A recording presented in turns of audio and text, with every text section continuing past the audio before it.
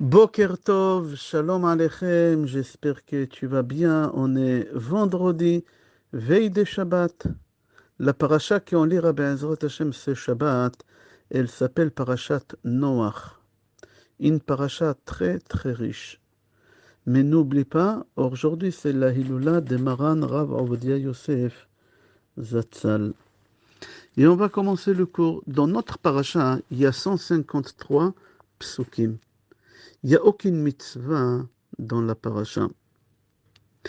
La première partie de la paracha, elle traite de Maboul, le déluge que Hachem il a fait tomber sur la terre, dans le monde, mis à part la terre d'Israël, comme ça c'est marqué dans le prophète Yecheskel, que le Maboul il est tombé sur toute la planète à part Israël.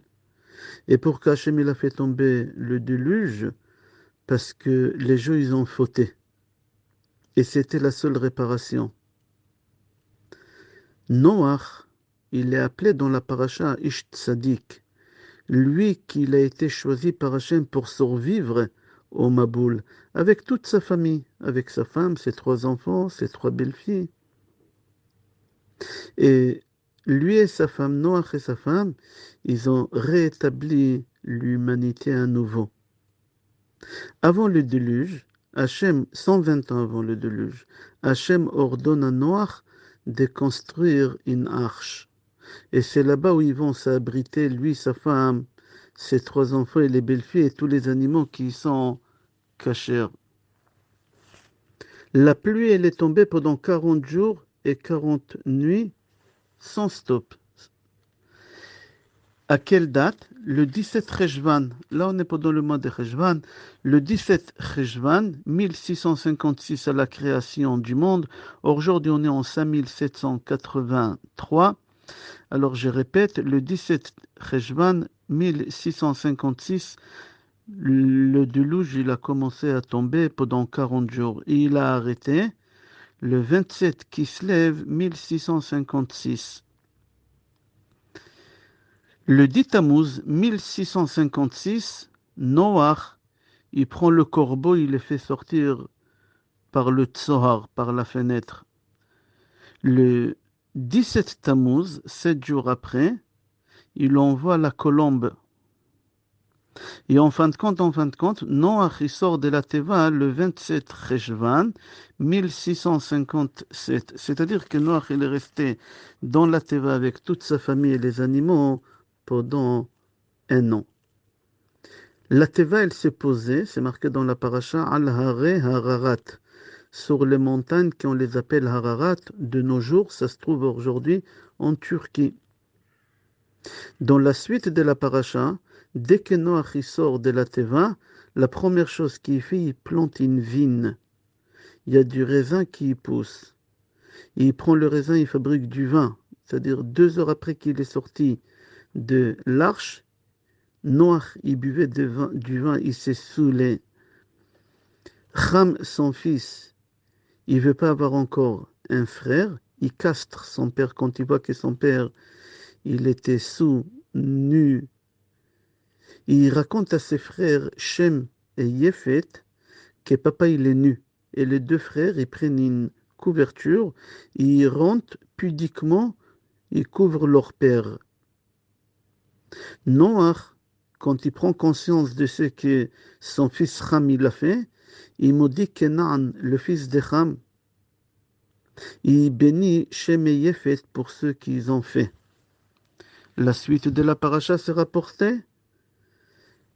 La tentation de cette génération de construire une tour, Migdal Babel. Ils ont voulu construire une tour, monter au ciel et faire la guerre à Hachem. C'est des choses qui ne sont pas logiques à nos yeux. Mais d'après la Kabbale, c'est des choses qui sont très, très, très profondes. Qu'est-ce qu'ils ont fait? On a expliqué ça déjà l'année dernière. Encore dans la paracha plus loin, c'est rapporté la liste des 10 générations depuis Noach jusqu'à Avraham Avinu, qui s'appelait en réalité Avram, sans la lettre Hei. Il est rapporté sur le père d'Avram, qui s'appelait Terach, qu'il a quitté l'endroit qui s'appelle Ur-Kasdim, il est parti vers la terre de Canaan, mais en fin de compte, il est resté à Haran et il est mort là-bas. Terach, il est mort là-bas.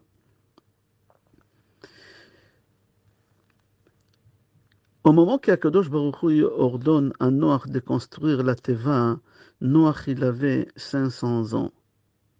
Et le temps de construire la Teva, ça lui a pris 120 ans. C'est-à-dire à l'âge d'à peu près 600 ans, le déluge il est tombé. Après le déluge, Hachem il a promis à Noach qu'il ne refera plus une déluge pareil, et Hachem il lui donne une signe, l'arc-en-ciel.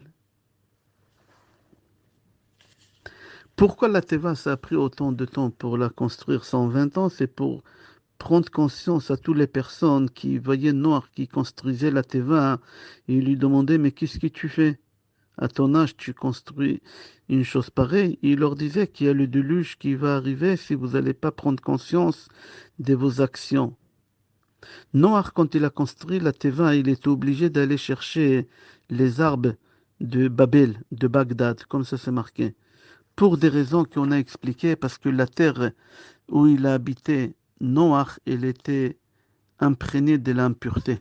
Il fallait replanter et attendre que ça pousse, etc. Ces arbres-là, on les a appelés Atse Gofer. La taille de la Teva, la longueur c'était 150 mètres, la largeur 25 mètres et l'auteur de la Teva 15 mètres. Comment ils ont pu rentrer tous là-bas? C'était par miracle. C'était un miracle. La Teva, elle avait tous les miracles qu'on avait au Beth Amikdash. La Teva, elle a été divisée en 3 étages. L'étage supérieur qui habitait là-bas, Noach, Naama, sa femme et ses 3 enfants, c'est toute la famille qui ont habité là-bas. Celle de milieu, ceux qui habitaient là-bas, c'était tous les animaux. Et le sous-sol, et on l'a utilisé pour toutes les ordures, pour stocker toutes les ordures là-bas. Et j'ai expliqué, c'est par miracle que la nourriture elle n'a pas pourri, elle est restée fraîche, que personne ne s'est plaint qu'il n'y a pas de place. Il n'y avait que des miracles, exactement les miracles qu'on a eu au Beth Amikdash, des miracles pareils on a eu dans la Teva. C'est marqué dans le Sod que Noach il a fait rentrer dans la Teva aussi des démons. Noach il fallait qu'il donne à manger à toutes les personnes qui se trouvaient dans la Teva.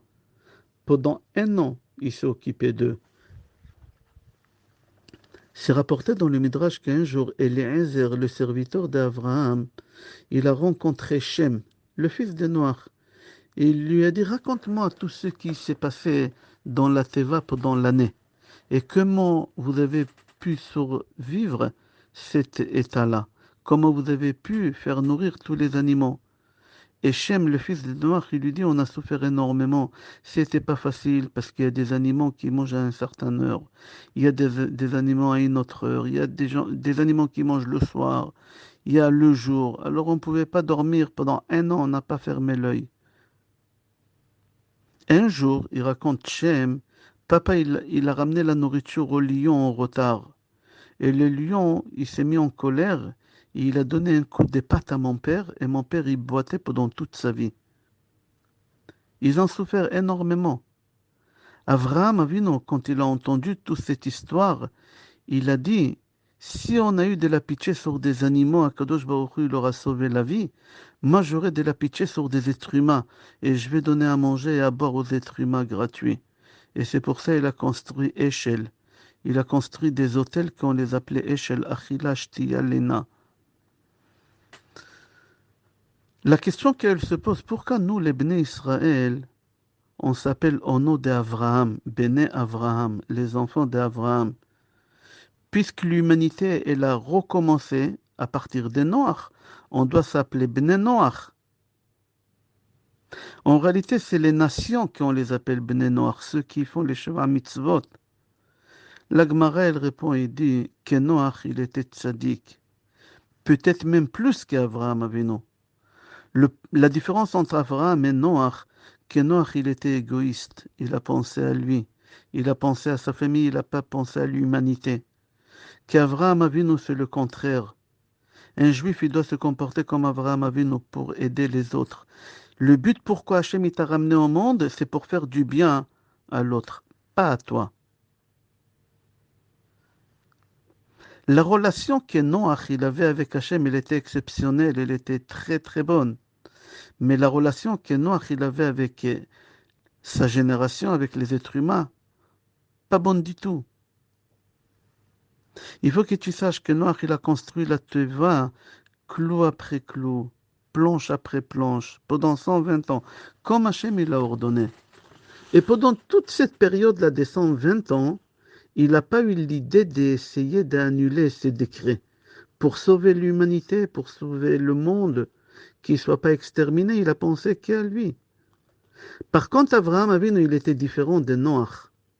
À l'époque d'Abraham Avinu, aussi la génération elle a fauté. Sodome, Amora. Quand Akadosh Baruch Hu, il a voulu détruire Sodome, Abraham Avinu, il a tout fait pour sauver cette ville-là. Il a prié, il a supplié Hachem. C'était le meilleur avocat qu'il pouvait avoir. Il a fait des efforts. Tout ça pour sauver qui? Des pécheurs, des assassins, des violeurs. C'est pour ça, Abraham Avinu, il a eu le titre le premier juif. Le premier juif. Parce qu'Abraham Avinu, il n'a pas vécu du tout pour lui, pour son bien-être. Abraham a vécu, il a vécu pour le bien-être de tout le monde. Il priait pour tout le monde, même pour les mécréants. Le Zohar HaKadosh, il appelle Moshe Rabbeinu Ra'aya Me'emna, ami honnête. Et à Noach, il appelait Ra'aya Shetaya, ami imbécile. Parce qu'il pouvait sauver l'humanité, mais il a rien fait pour sauver l'humanité. C'est rapporté dans la paracha, dans chapitre 7, je crois. C'est marqué là-bas que Noach, il est rentré dans la teva mipene mehamaboul. C'est-à-dire quoi mipene? À cause, mais de l'eau de Maboul. C'est-à-dire quoi? Noach, il est rentré à cause de l'eau de Maboul. Noach, tu construis la teva, ça fait 120 ans. Hachem, il te dit, le 17 Rejvan, il y a le déluge qui rentre. Rentre déjà le matin avec ta femme, tes enfants, les animaux, ferme la porte, ça va tomber d'un moment à l'autre. Non. C'est marqué dans la paracha, Abraham Avinu, il attend que le déluge tombe, et c'est l'eau qui l'ont poussé à l'intérieur de la teva. Et là, il a fermé vite la porte. Comment c'est possible? Rashi dit qu'en réalité, Noach, il n'avait pas la émouna. Noach, il croyait que peut-être, mais pas à 100% que le déluge il va tomber. Mais il ne croyait pas à 100%. Il vivait avec des points d'interrogation. Oui, non, peut-être. Comment c'est possible un homme qui il a l'âge de 500 ans, pendant 120 ans, jusqu'à 620 ans, il construit la Teva pour un but que le déluge il va tomber, mais il ne croit pas qu'il va tomber. Comment c'est possible un homme comme ça aussi intelligent que Noir? Tu construis la Teva, le déluge il va tomber, et tu le sais bien. Et tu construis, et quand même tu rentres pas le 17 Rejvan. Cette question, elle se pose pas que sur Noir.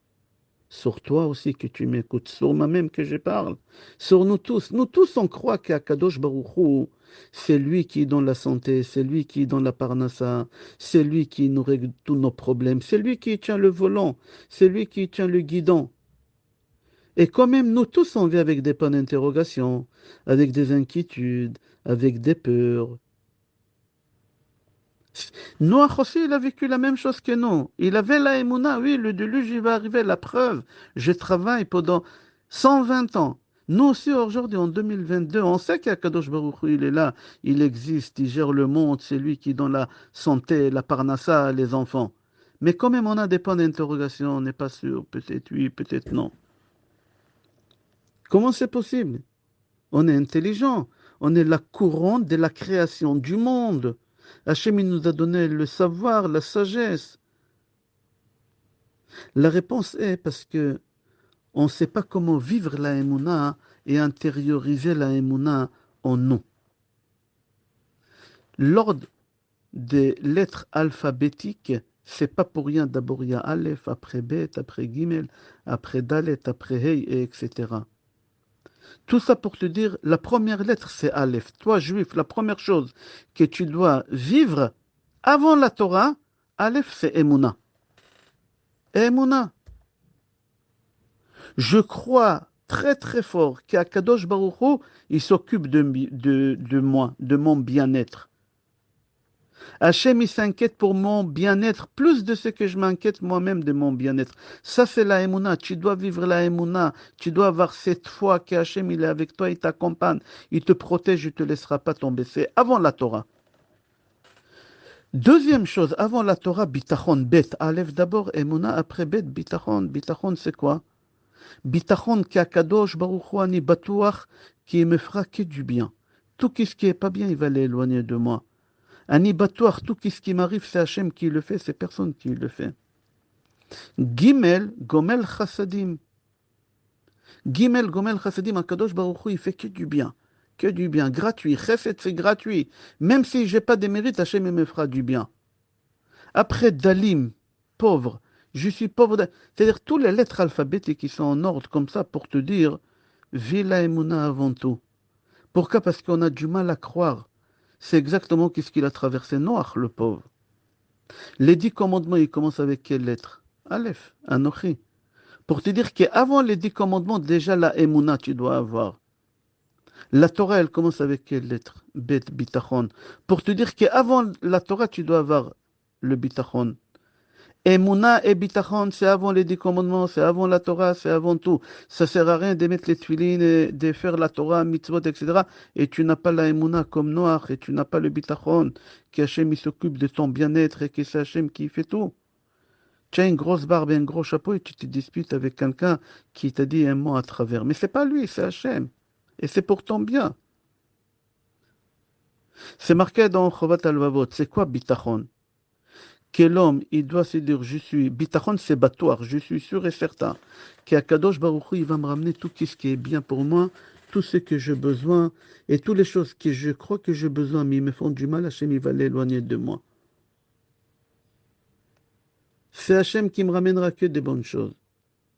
Si tu arrives à vivre avec cette émouna et avoir confiance à Hachem, Hachem, il te ramènera que du bien. Hachem, il va l'éloigner de toi toutes les mauvaises personnes, toutes les mauvaises choses. C'est une mitzvah de la Torah, Betach Ba Hachem. Il faut que tu saches que tout est ordonné, tout est géré par Hachem. Tu n'as pas le droit de rentrer dans des dépressions, dans des yéushim, baisser les bras, chas v'shalom, désespoir, dans des stress. C'est assourd. Tout est arrangé pour ton bien, ne t'inquiète pas. Tu dois avoir une vie calme, paisible. Tout ce qui est bien pour toi, Hachem te le ramènera. Tout ce que tu as besoin, Hachem te le ramènera. Tout ce que tu n'as pas besoin, Hachem te le ramènera pas parce que tu n'as pas besoin. Parce que ça va te faire du mal. Vis avec l'idée qu'il y a un ordre dans ce monde-là. Non. Aujourd'hui, en 2022, chacun il veut gérer, chacun il veut tirer des balles dans la tête à l'autre, chacun il veut se venger de l'autre. Et il m'a fait, il m'a volé, il m'a doublé, il m'a pas payé, il m'a pas fait. Akadosh Baruch Hu, il te laisse tomber. Je te laisse, gère ta vie seule. Hachem, il gère le monde comme il faut, c'est marqué. El emuna ve'en avel. Akadosh Baruch Hu, il est ne'eman. Akadosh Baruch Hu, il est honnête. En avel, il n'y a pas d'injustice. Tzadik, Tzadik, il est juste, Hachem, Yachar, il est droit. Akadosh Baruch Hu, il est droit, il est honnête. Ah, et si tu me poses la question, voilà, j'ai des problèmes de Parnassa, j'ai des problèmes de Shlom Bayit. David Amelech, il répond dans Tehillim, Mishpete Adonai Emet. Tous les jugements que Hachem fait, c'est des vrais. Ah, mais il y a des problèmes, Tzadkou Yardav. Il faut que tu saches que dans la vie d'avant, qu'est-ce que tu étais, qu'est-ce que tu es en train de régler. Aujourd'hui, tu as des questions sur ta vie parce que tu ne sais pas qu'est-ce que tu as fait dans la vie d'avant. Certes, il faut faire des efforts, mais il faut que tu te mettes dans la tête que c'est pas ça qui va changer du résultat. Et c'est exactement ce qu'il a eu Noach. Le travail de Yetzirara, c'est de nous faire montrer de l'ombre des montagnes comme des montagnes. Mais les montagnes n'existent pas. Les montagnes, c'est des problèmes. Tu dois vivre avec cette idée. Qu'est-ce qui est à toi, Hachem, il te donnera. Personne ne peut te le prendre. Il faut que tu aies une vie calme, paisible. Et Noach, c'est ça l'erreur qu'il a eu. Il n'a pas su intérioriser tout ça. Jusqu'à que l'eau est venue, il a poussé à l'intérieur. On va s'arrêter là. Je te souhaite Shabbat Shalom, Bracha ve'atzlacha, Besorot Tovot, Yeshuot ve'nechamot et Kol Tov.